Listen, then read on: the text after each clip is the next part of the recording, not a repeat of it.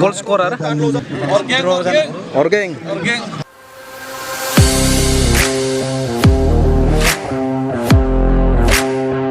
खुलुमबाय आं दिनै दंफैयो उदालगुरि जिल्लानि सिङाव थानाय खाग्राबारियाव दिनै बेहायनो जादों दा 29 एनुअल फुटबल कम्पिटिशन 2023 आरो बे टुर्नामेन्टआनो जादों दा 12 बड'लेण्ड मार्टियार्स मेम'रियेल ट्रफि दिनै बे टुर्नामेन्टनिनो सेमिफाइनाल मेच आरो बे एक्साइटिं सेमिफाइनाल मेचखौ गेलेगोन अर्गें club Dimakuchi versus United Chirangduar FC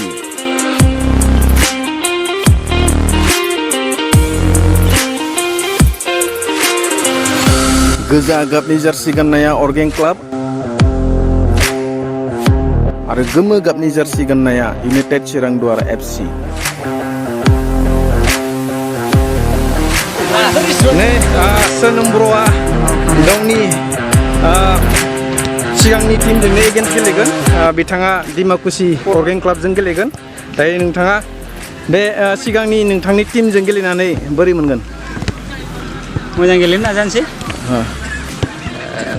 सिगांनि एक्स प्लेयार जाहैबाय नालाय औ चिरांदुवारनि एक्स प्लेयार आदसा बिथांमोनाथ' नोंनि टीममेट ना दायो बोरै मोनगोन बिथांमोनजों मोगा मोगि जानानै मोगा मोगियाथ' जानांगोन उफाय गैया टीम आलदानि जानानै गेलेबाय नालाय बेसेबां गोबाव जाखो बे टीमखौ नागारनाया आं नैबे माबाखौ हगारबाय आरो नैबे इयार बे इयाराव हगारबाय आरो आदसा दे अल दा बेस्ट थेंक इउ बिथाङा सोनोम बसुमतारी बिथाङा इउनाइटेड चिरांदुवारनिनो प्लेयारमोन दायो बिथाङा डिमाकुसि अर्गें क्लाबजों गेलेसिगोन आरो दिनै फार्स्ट टाइम जों नुनो मोनसिगोन बिथाङा गावनि बे सिगांनि टीमजोंनो एगेन्स्ट गेलेनाय नायनोसै बिथाङा बोरैहाय गेलेयो मिथिनाय बादिब्ला इउनाइटेड चिरांदुवारनि गोबां सिनियर प्लेयार्सफोरा गुबुन टुर्नामेन्टआव गेलेनो थांदों बेयाव फैनायफोरा बांसिनानो जुनियर प्लेयार्सफोर नायनोसै बिथांमोना बोरैहाय गेलेयो स' नाउ लेट्स एन्जय द match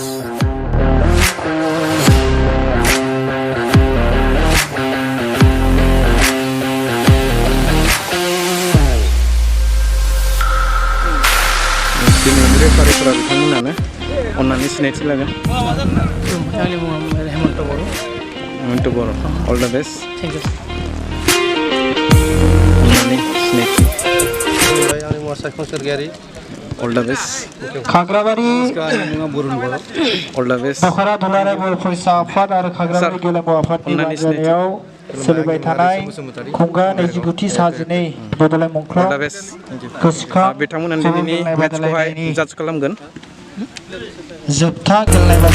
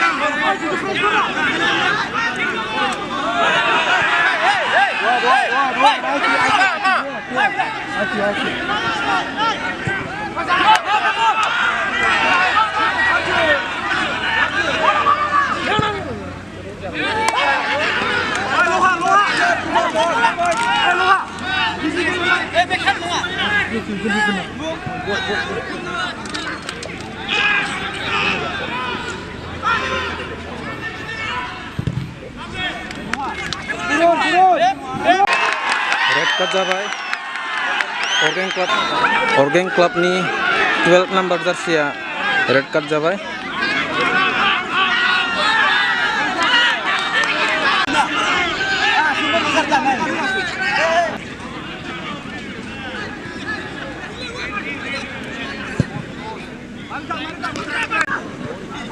Orgen Club niya 10 players फोरजोंनो गेलेनांबाय बिथांमोननि सासे प्लेयार्सआ रेड कार्ड जाबाय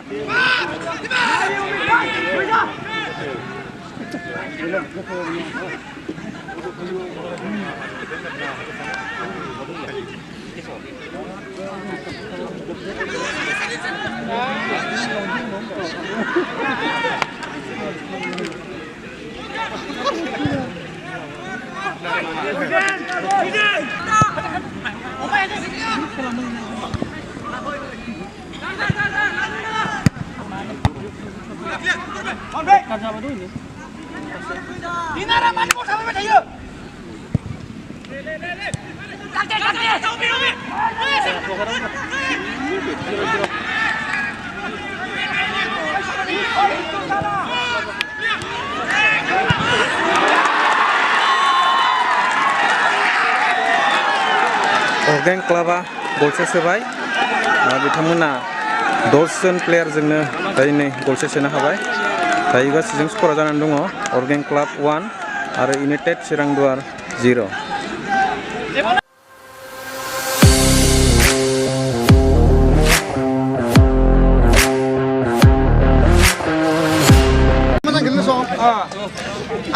सोर देरहागोन सोर देरहागोन देरहानायखौथ' मा बुंबा सोरखौ सापर्ट खालामदों दाथ' गल सोबाय दा माबायासो नैबे Orgen Club'a गल सोबाय सिगांखो Orgen Club'a लकेल टीम ना लकेल टीम लकेला जाबाय दा धरल' आच्छा देरहागोन ना Orgen Club'a देरहानायखौ आसा खालामदो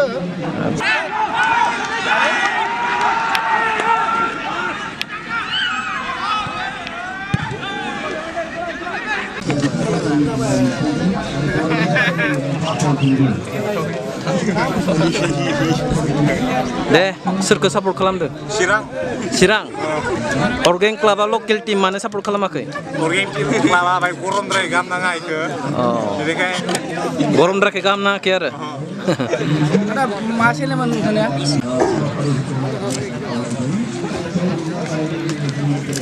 नोंथाङालाय सोरखौ सापर्ट खालामदों Orgen ना Chirangduar मोजां मोनो Orgen Club'a लकेल टीम मानो सापर्ट खालामाखै लकेल नङा दे नायबाय था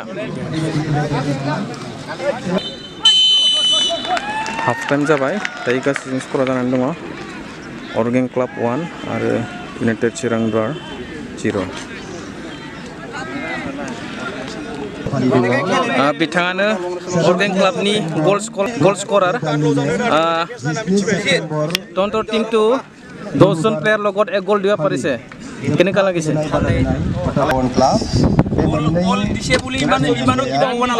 दसजन प्लेयर जोंनो नोंथांमोननि टीमा देरहादों आरो हाबावगोन नामा गल सोनो नाजागोन ना हाबाफारि जानो गोनां 7 सेप्तेम्बराव हाबाफारिया जानो गोनां बे हाबाफारिखौ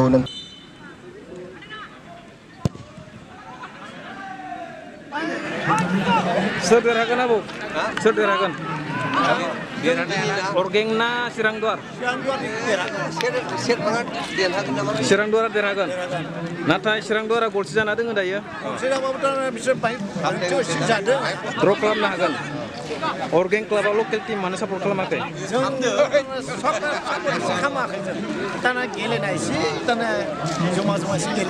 नाथाय अर्गें क्लाबा 10 जनजोंनो गलसे सोनो हादों देरहागोन ना देरहाया अर्गें क्लाबा सासे प्लेयर गैया अर्गें क्लाबा 10 जनल'सो रेड कार्ड जाबायना सासेया अब्लाबो देरहागोन अर्गें क्लाब नोंथांमोना चिरांदुवार जादे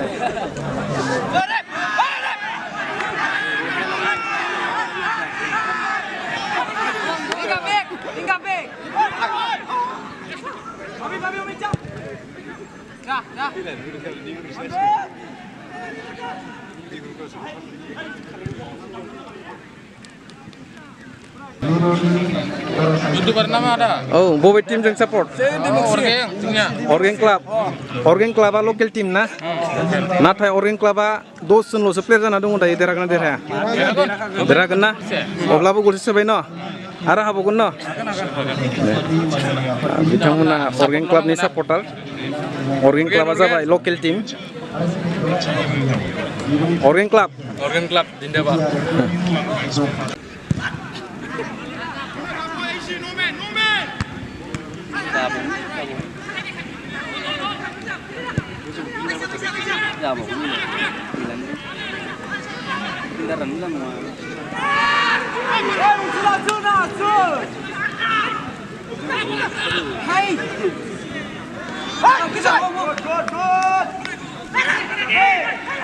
खौ नायनानै आङो अर्गें ना चिरांदुवार अर्गेंखौथ' आं दा देरहागोन बायदि सानना लादोंमोन गोसोआव अर्गें क्लाबा लकेल टीम जाहैबाय दा लकेल टीम हिसाबै बिसोरो गियाखै औ आरो बिसोरनि प्लेयारा 10 जन ल'सो जाना दङ दायो सासे रेड कार्ड जाबायना रेड कार्ड जाब्लाबो बिसोर खेलाखौ मोजाङै गेलेदों आच्छा अब्लाबो देरहागोन आरो देरहागोन बायदि सानना लानाय जादों आरो नुनायाव माने मोजाङैनो नुदों जितु गल सोबाय मोजाङै सोदों आरो खुनु माने होबथानो हायाखै किपारा पात्ता मोनाखै बे हिसाबै गोजोननाय मोनदों आरो जों नायग्राफ्रा दे नायबाय था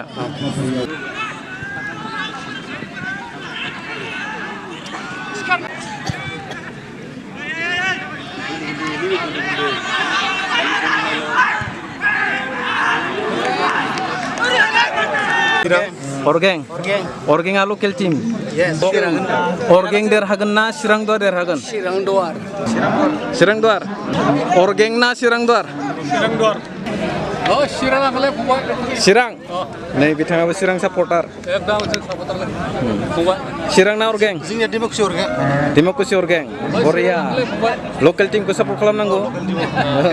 डेम'क्रेसि अर्गें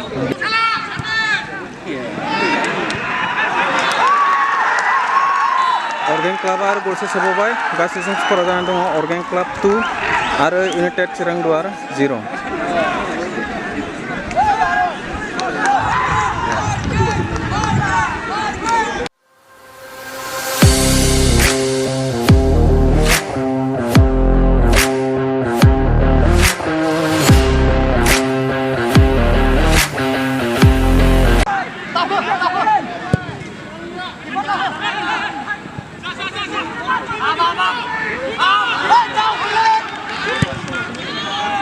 Jangan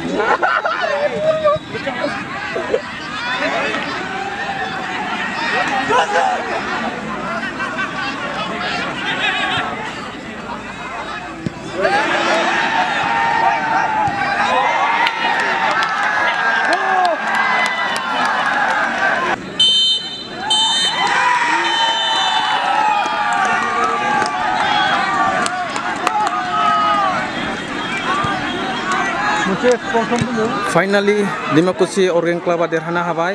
गासैजों स्करा जाबाय Orgen Club 2 आरो United Chirangduar 0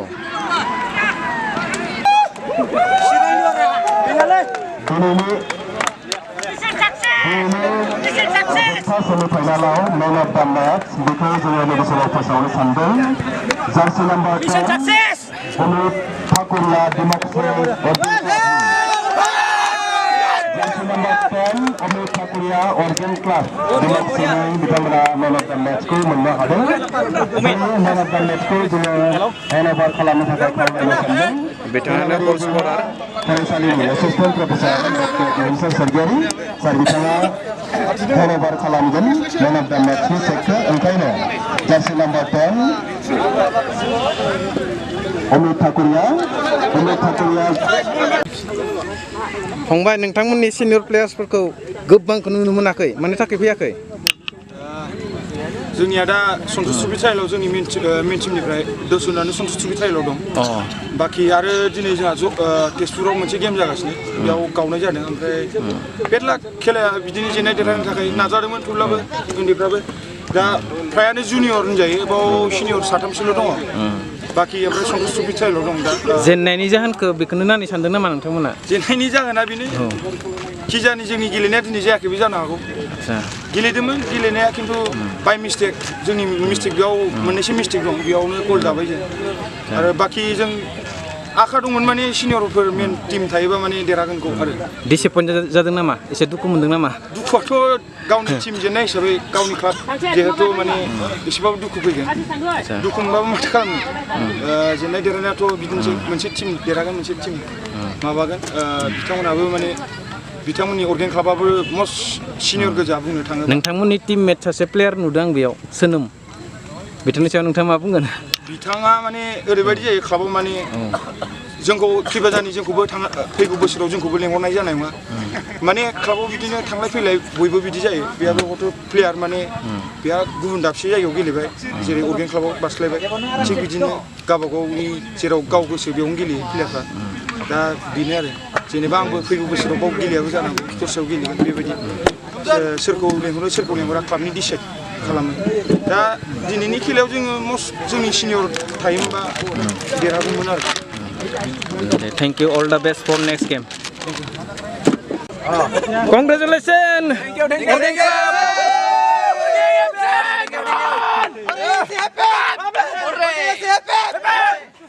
Bro, नाम की?